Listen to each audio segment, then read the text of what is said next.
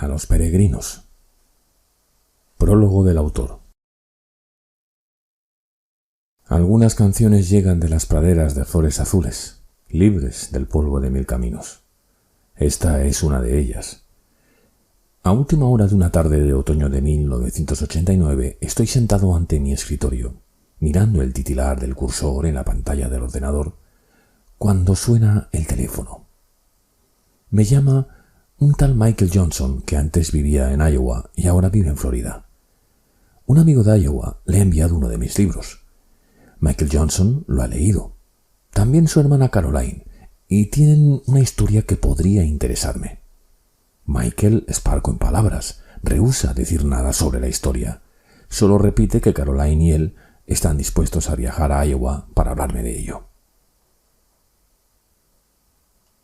Me intriga que estén dispuestos a hacer ese esfuerzo a pesar de mi escepticismo sobre estos ofrecimientos, de manera que acepto encontrarme con ellos en Des Moines la semana siguiente. Nos vemos por primera vez en un hotel de la cadena Holiday Inn, cerca del aeropuerto. Disminuye gradualmente la tensión, y ahí están los dos, sentados frente a mí, mientras fuera cae la tarde y nieva suavemente. Me arrancan una promesa. Si decido no escribir la historia, debo dar mi palabra de que nunca revelaré lo que tuvo lugar en Madison County, Iowa, en 1965, ni otros acontecimientos relacionados que ocurrieron durante los siguientes 24 años. Muy bien. ¿Es razonable? Al fin y al cabo, la historia es suya, no mía. De manera que me limito a escuchar. Escucho muy atentamente y hago preguntas difíciles, y ellos hablan. Hablan y hablan y hablan. En ciertos momentos, Caroline llora abiertamente y Michael se esfuerza por no hacerlo. Me muestran documentos y recortes de revistas y una serie de cuadernos escritos por su madre, Francesca. El camarero va y viene. Pedimos más café. Mientras hablan, comienzo a ver imágenes. Primero hay que formarse imágenes, luego vienen las palabras, y comienzo a oír las palabras, a verlas escritas en el papel. Poco después de medianoche acepto escribir la historia, o al menos intentarlo. Les costó tomar la decisión de hacer pública la historia. Las circunstancias son delicadas. Involucran a su madre y, más tangencialmente, a su padre. Michael y Caroline admitían que divulgar estos hechos podía desatar habladurías groseras y manchar la memoria de Richard y Francesca Johnson. Sin embargo, en un mundo en el que el compromiso personal en todas sus formas parece desmoronarse y el amor se ha convertido en un asunto de conveniencia, los dos sentían que valía la pena contar esta notable historia. En ese momento pensé que tenían razón, y sigo pensándolo con mucha convicción ahora. Durante mi investigación y mientras escribía el texto, solicité 3 reuniones más con Michael y Caroline. En cada ocasión, y sin ninguna protesta, viajaron a Iowa. Deseaban fervientemente que se narrara la historia con toda exactitud. Unas veces simplemente hablábamos. Otras recorríamos lentamente los caminos de Madison County, mientras ellos me señalaban los lugares que habían tenido un papel significativo. Además de utilizar la ayuda que me proporcionaron Michael y Caroline, este relato está basado en la información encontrada en los cuadernos de Francesca Johnson en la investigación realizada en el noroeste de los Estados Unidos, particularmente en Seattle y Bellingham, en el estado de Washington, en la indagación efectuada sin que trascendiera en Madison County, estado de Iowa. También me he inspirado en los ensayos fotográficos de Robert Kincaid y en los detalles complementarios que me dieron los editores de las revistas y los fabricantes de películas y equipo fotográfico. Por fin, mantuve largas y enriquecedoras conversaciones con varios ancianos encantadores en la residencia del condado de Burnsville, en el estado de Ohio, y que recordaban a Kincaid desde su infancia. A pesar del esfuerzo en la investigación, quedan incógnitas. En esos casos, he agregado algo de mi propia imaginación, pero solo cuando podía deducirlo de mi íntimo conocimiento de Francesca y Robert Kincaid, a los que había ido descubriendo poco a poco. Confío en haber llegado muy cerca de lo que realmente sucedió. Pero desconozco, por ejemplo, los pormenores de un viaje que hizo Robert Kincaid por el norte de los Estados Unidos. Sabemos que lo realizó por una serie de fotografías que luego se publicaron, notas manuscritas que dejó al editor de una revista y una breve mención que aparece en los cuadernos de Francesca Johnson. Usando estas fuentes como guía, creo haber adivinado el camino que tomó desde Bellingham hasta Madison County en agosto de 1965. Cuando volvía en coche en Madison County, al final de mis viajes, sentía que de alguna manera me había transformado en Robert Kincaid. Sin embargo, tratar de capturar la esencia de Kincaid fue la parte más exigente de mi investigación y de la escritura del texto. Es una figura esquiva, a veces parece común y corriente, otras etéreo y hasta espectral. En su trabajo era un profesional consumado. Sin embargo, se veía a sí mismo como una especie de animal salvaje que se estaba quedando anticuado en un mundo cada vez más ordenado. Una vez habló del implacable lamento del tiempo dentro de su cabeza, y Francesca Johnson lo describía como un ser que vive en lugares extraños, embrujados, muy anteriores a la lógica de Darwin. Quedan dos apasionantes preguntas sin respuesta. En primer lugar, no hemos podido aclarar qué ocurrió con los archivos fotográficos de Kincaid. Dada la naturaleza de su trabajo, hubo probablemente centenares, millares de fotografías. No se han recuperado. La hipótesis más creíble, y que sería coherente con la forma en que se veía a sí mismo y a su lugar en el mundo, es que las destruyera antes de su muerte. El segundo interrogante se refiere a su vida entre 1975 y 1982. Hay muy poca información al respecto. Sabemos que vivió modestamente unos años haciendo retratos en Seattle y que siguió fotografiando la zona de Puget Sound. Aparte de eso, no tenemos nada. Un detalle interesante es que todas las cartas que le envió la Social Security Administration y la Veterans Administration llevaban la inscripción «Devolver al remitente», escrita de su puño y letra, y, efectivamente, fueron devueltas. La preparación y la redacción de este libro han modificado mi visión del mundo, han transformado mi manera de pensar y, sobre todo, han reducido mi nivel de cinismo respecto a lo que es posible en el campo de las relaciones humanas. Al llegar a conocer a Francesca Johnson y a Robert Kincaid, como lo hice, a través de mi investigación, descubro que los límites de esas relaciones pueden extenderse mucho más allá de lo que yo pensaba.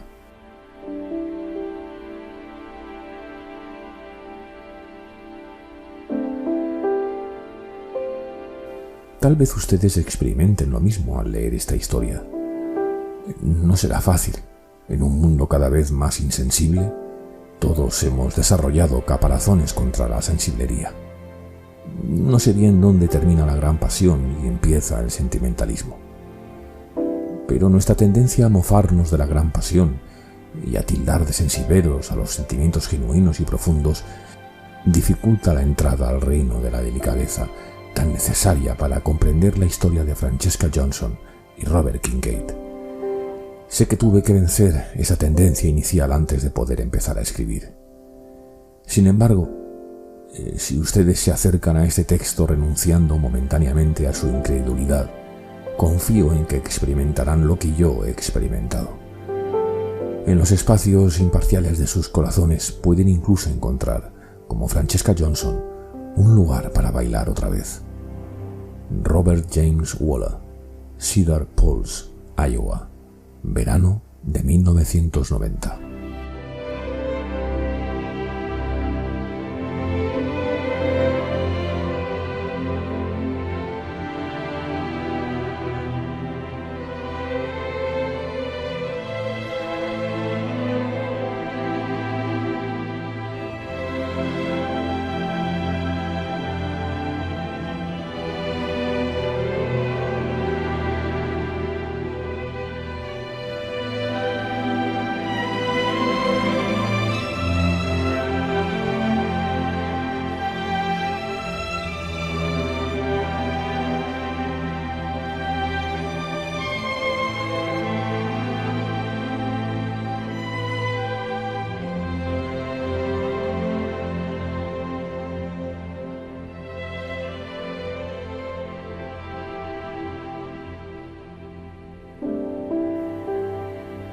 Los puentes de Madison County.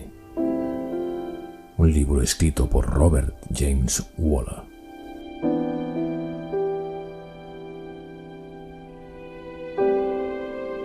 Narrado por Miguel Ibars.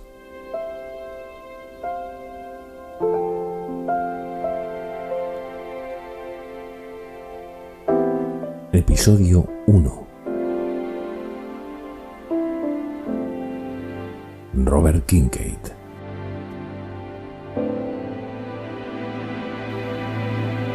En la mañana del 8 de agosto de 1965, Robert Kincaid cerró con llave la puerta de su apartamento de 2 habitaciones en el tercer piso de un edificio destartalado de Bellingham, en el estado de Washington.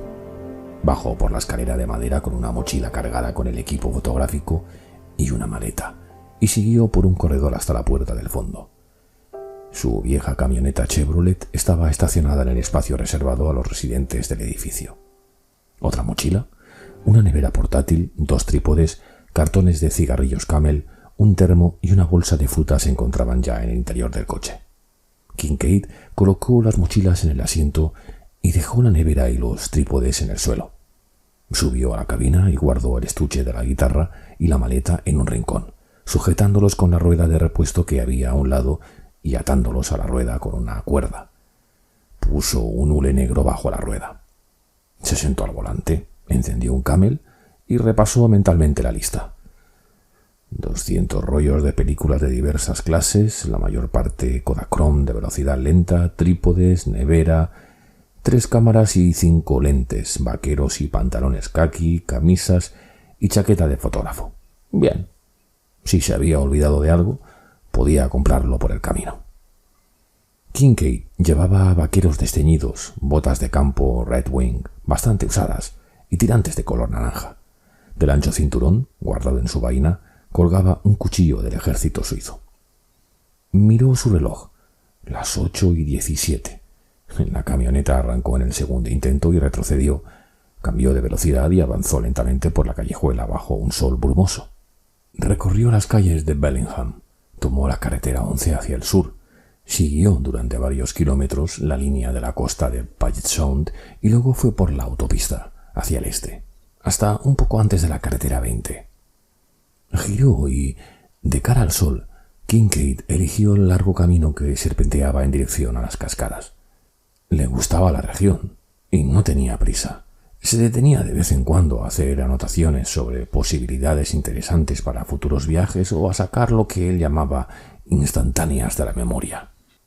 El propósito de esas rápidas fotos era recordarle lugares que podía volver a visitar y conocer con más detalle. Al final de la tarde dobló hacia el norte en Spokane y tomó la carretera 2, que lo llevaría por el norte de los Estados Unidos a Duluth, en el estado de Minnesota. Por milésima vez en su vida deseó tener un perro, quizás un perdiguero dorado, para viajes como este y para que le hiciera compañía en casa. Pero viajaba a menudo al extranjero, casi siempre del otro lado del océano, y no sería justo para el animal. Sin embargo, no abandonaba la idea. En unos años sería demasiado viejo para el duro trabajo de reportero. Entonces tendré un perro, le dijo al verde pinar que veía pasar por la ventanilla de la camioneta. En estos viajes siempre le daba por hacer un inventario. El perro era parte de ese inventario. Robert Kincaid estaba lo más solo que se puede estar. Era hijo único, sus padres habían muerto. Solo le quedaban unos parientes lejanos que lo habían perdido de vista, como él a ellos. Conocía el nombre del propietario del mercado de la esquina, en Bellingham, y el del dueño del negocio de fotografía donde compraba sus materiales. También mantenía relaciones profesionales con algunos editores de revistas. Fuera de ellos, no conocía bien a casi nadie. A los gitanos les cuesta hacerse amigos de la gente común, y él era un poco gitano. Pensó en Marian, que lo había dejado 9 años atrás, después de 5 de matrimonio. Ahora Kincaid tenía 52, lo cual significaba que ella estaba llegando a los 40. Marian soñaba con dedicarse a la música y ser cantante folk. Sabía todas las canciones de los Weavers y las cantaba muy bien en los cafés de Seattle. En aquellos tiempos, cuando Robert llegaba a casa, la llevaba en coche a reuniones de músicos de jazz y se sentaba entre el público a oírla cantar. Sus largas ausencias a veces de 2 o 3 meses, eran perjudiciales para el matrimonio. Él lo sabía. Marianne estaba enterada de lo que él hacía cuando se casaron y pensaron que de algún modo podrían asumirlo. No pudieron. Cuando Robert volvió tras realizar un reportaje en Islandia, ella no estaba. Había dejado una nota. Robert, no ha funcionado. Te dejo la guitarra Harmony. Llámame. No lo hizo. Ella tampoco. Firmó los papeles del divorcio cuando llegaron un año después y, al día siguiente, tomó un avión para Australia. Ella no pedía nada, solo su libertad. Se detuvo para pasar la noche en Kalispell, en Montana. Ya era tarde. El Cozy Inn parecía barato y lo era. Llevó sus cosas a una habitación que tenía 2 lámparas de mesa, una de ellas con una bombilla fundida. Ya en la cama, mientras leía las verdes colinas de África, bebiendo una cerveza, sentía el olor de las fábricas de papel de Kalispell. Por la mañana salió a correr 40 minutos. Después hizo 50 flexiones y usó las cámaras como pequeñas pesas para completar el ejercicio rutinario. Cruzó la parte alta de Montana, entró en Dakota del Norte y la zona despojada, llana, le pareció tan fascinante como las montañas o el mar. El lugar emanaba una especie de austera belleza y se detuvo varias veces, colocó un trípode y tomó varias fotos en blanco y negro de las viejas construcciones de las granjas. Ese paisaje respondía a sus inclinaciones minimalistas. Las reservas indias eran deprimentes, por las razones que todo el mundo conoce e ignora. Ese tipo de población no era mejor en el noroeste de Washington ni en ninguna otra parte que él hubiese visto. En la mañana del día 14, 2 horas después de salir de Duluth, dobló hacia el nordeste y siguió por un camino secundario hacia Hibbing y las minas de hierro. El polvo rojo flotaba en el aire y había grandes máquinas y trenes especialmente diseñados para llevar el mineral hasta los cargueros de Two Harbors en el lago superior. Pasó la tarde visitando Hibbings y no lo encontró a su gusto, a pesar de que Bob Zimmerman Dylan fuese originario de allí. La única canción de Dylan que realmente le había gustado era Muchacha del Norte. La cantaba para sí mismo mientras dejaba atrás esa región y sus gigantescos agujeros rojos en la tierra. Cantaba esa canción acompañándose con la guitarra. Marianne le había enseñado algunos acordes y arpegios. «Me dejó más ella a mí que yo a ella», le dijo una vez a un lanchero borracho en una taberna llamada McIlroy's Bar, en algún lugar de la cuenca del Amazonas. Y así era. El bosque nacional superior era hermoso. Realmente hermoso. Era la patria de los transportistas de las empresas peleteras. Cuando era joven, deseaba que los días de aquellos transportistas no hubiesen terminado para poder ser uno de ellos. Cruzó praderas, vio 3 alces, un zorro rojo y muchos ciervos. Se detuvo junto al estanque y fotografió algunos reflejos de una rama de árbol deformada en el agua. Cuando terminó, se sentó en el estribo de la camioneta a beber café, a fumar un camel y a escuchar el viento en los abedules. «Sería bueno tener a alguien, a una mujer», pensó, mirando flotar el humo del cigarrillo sobre el agua. Cuando uno envejece se pone así, pero sus largas estancias lejos de Bellingham serían difíciles de soportar para ella. Ya lo había aprendido. Cuando estaba en su casa, en Bellingham, veía de vez en cuando a la directora creativa de una agencia de publicidad de Seattle. La había conocido mientras hacían un trabajo juntos. Ella tenía 42 años. Era una persona inteligente y agradable, pero él no la amaba. No la amaría nunca. Sin embargo, alguna noche los dos se sentían un poco solos y salían juntos. Iban al cine, tomaban unas cervezas y más tarde se acostaban y todo salía bastante bien. Ella había tenido su vida. Había trabajado de camarera en varios bares cuando iba a la universidad y se había casado 2 veces.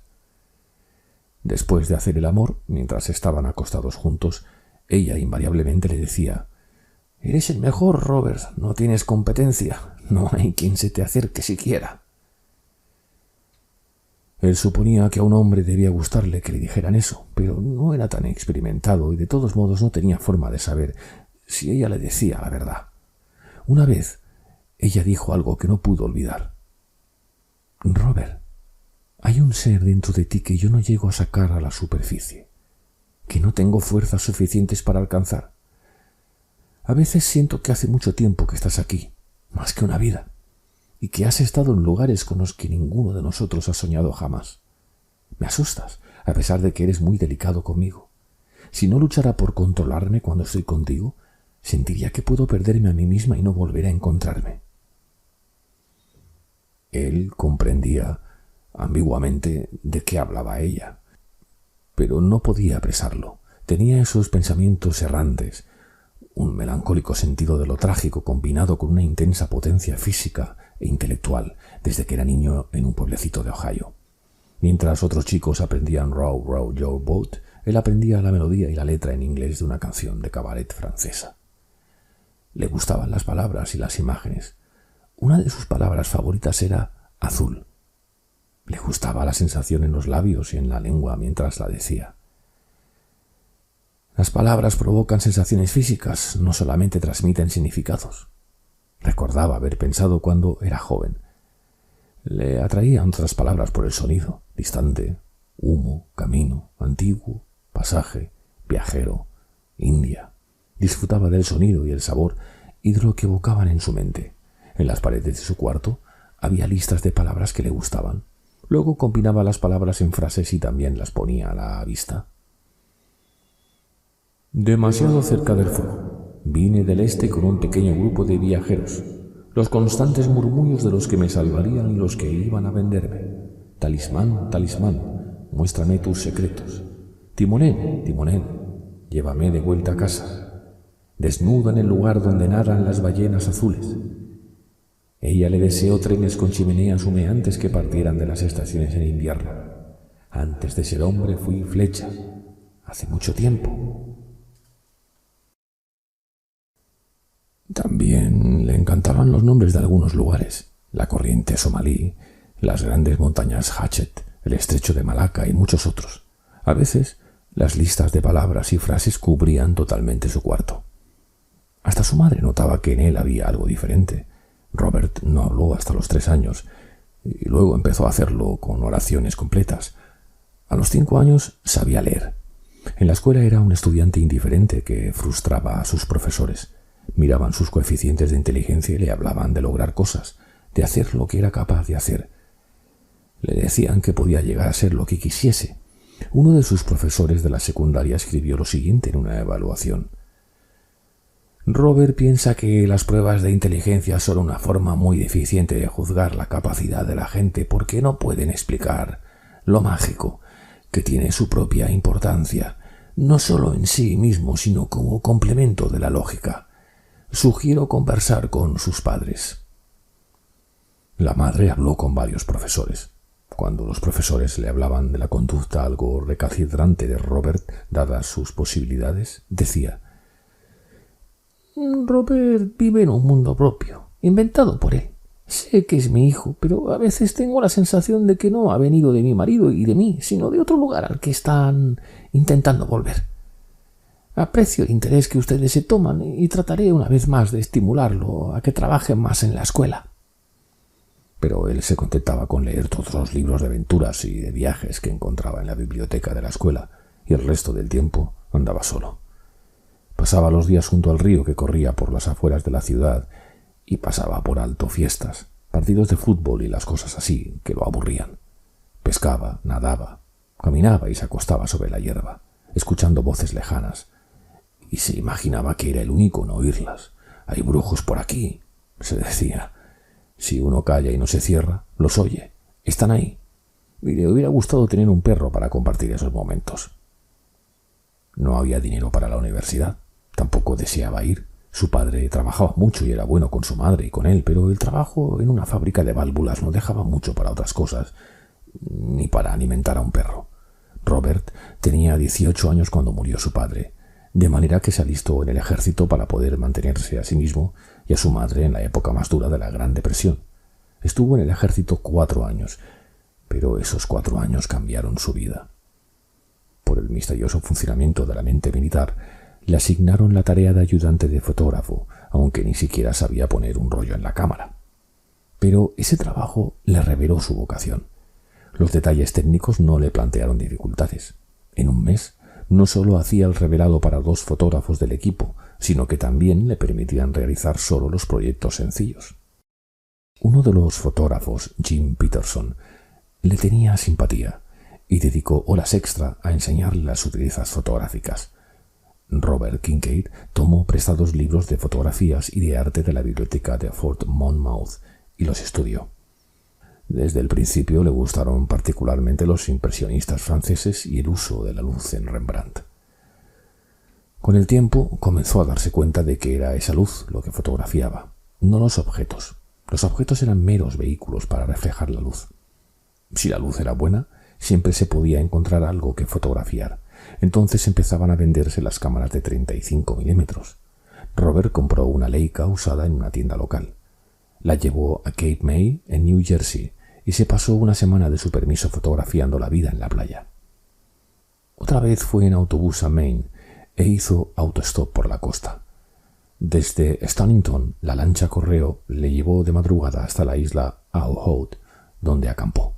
Luego cruzó en ferry la bahía de Fundy hasta Nueva Escocia. Empezó a tomar notas sobre sus composiciones fotográficas y sobre los lugares que quería volver a visitar. Cuando salió del ejército a los 22 años, era bastante buen fotógrafo y encontró trabajo en Nueva York como ayudante de un conocido fotógrafo de modas. Las modelos eran hermosas. Salió con unas cuantas y se enamoró un poco de una, hasta que ella se mudó a París y se separaron. Ella le dijo: «Robert, no estoy segura de quién eres o qué eres, pero, por favor, ven a verme a París». Él le dijo que iría, y lo dijo en serio, pero nunca fue. Años más tarde, cuando hacía un reportaje sobre las playas de Normandía, encontró el nombre de esa muchacha en la guía de teléfonos de París. La llamó y tomaron un café en un bar al aire libre. Ella estaba casada con un director de cine y tenía 3 hijos. A Robert no le atraía demasiado la idea de la moda. La gente tiraba ropa perfectamente buena o la reformaba apresuradamente siguiendo las indicaciones de los dictadores de la moda europea. Le parecía muy estúpido y se sentía minusvalorado por tener que hacer fotografías de modas. «Uno es lo que produce», dijo al dejar ese trabajo. Su madre murió durante el segundo año que él estuvo en Nueva York. Volvió a Ohio, la enterró y luego un abogado le leyó el testamento. No había quedado mucho. Él no esperaba nada, pero le sorprendió enterarse de que sus padres habían ahorrado algo después de pagar la hipoteca de la casita de Franklin Street, donde habían pasado toda su vida de casados. Robert vendió la casa y compró equipo fotográfico de primera clase con el dinero. Mientras le pagaba la cámara al vendedor, pensó en los años que su padre había trabajado para ganar esos dólares y en la vida sencilla que habían llevado. Algunos de sus trabajos comenzaron a salir en revistas. Después lo llamaron del National Geographic. Habían visto en un calendario una foto tomada por él en Cape May. Habló con ellos. Le dieron un trabajo de poca importancia, que realizó de forma muy profesional, y con eso se abrió camino. El ejército volvió a llamarlo en 1943. Fue con los marines a arrastrarse por las playas del Pacífico Sur, con las cámaras colgadas de los hombros, tendido de espaldas, fotografiando a los hombres que salían de los vehículos anfibios. Vio el terror en sus rostros, lo sintió él mismo.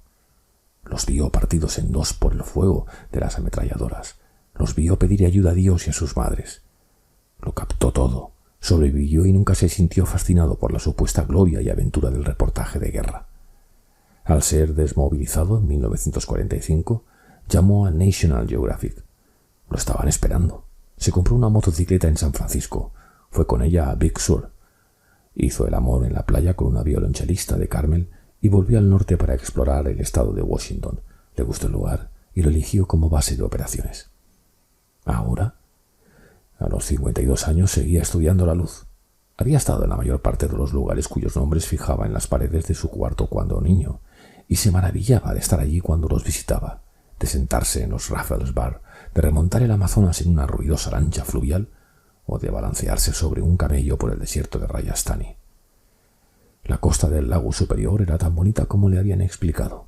Tomó algunas fotos para poder recordar y siguió bordeando el Mississippi hacia Iowa. Nunca había estado en Iowa, pero lo sedujeron las colinas al nordeste del Gran Río. Se detuvo en la pequeña ciudad de Clayton, donde alquiló una habitación en un motel de pescadores y pasó 2 mañanas fotografiando los remolcadores y una tarde en uno de Dios, invitado por un piloto al que había conocido en un bar local. pasó la carretera 65, cruzó Des Moines a la primera hora de la mañana de un lunes, el 16 de agosto de 1965, giró al oeste por la carretera de Iowa 92 y se dirigió a Madison County y a los puentes cubiertos que debía haber allí, según el National Geographic.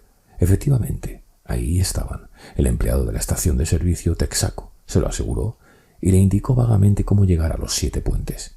Encontró fácilmente los 6 primeros y fue anotando en el mapa la estrategia que adoptaría para fotografiarlos. Pero no lograba localizar el 7º, llamado Roseman Bridge. Hacía calor, Robert tenía calor. Harry, su furgoneta, estaba ardiendo y recorría caminos de grava que no parecían llevar a ninguna parte excepto al siguiente camino de grava. Cuando se hallaba en un sitio desconocido, la regla de oro de Robert era preguntar 3 veces. Había descubierto que 3 respuestas, aunque estuviesen las 3 equivocadas, lo conducían a uno gradualmente a donde quería ir. Tal vez ahí bastaría con 2 preguntas. Se acercaba a un buzón que se avistaba al final de un sendero de menos de 100 metros. El nombre del buzón decía Richard Johnson, RR2. Disminuyó la velocidad y entró en el sendero en busca de una guía. Al llegar a la casa, vio a una mujer sentada en el porche.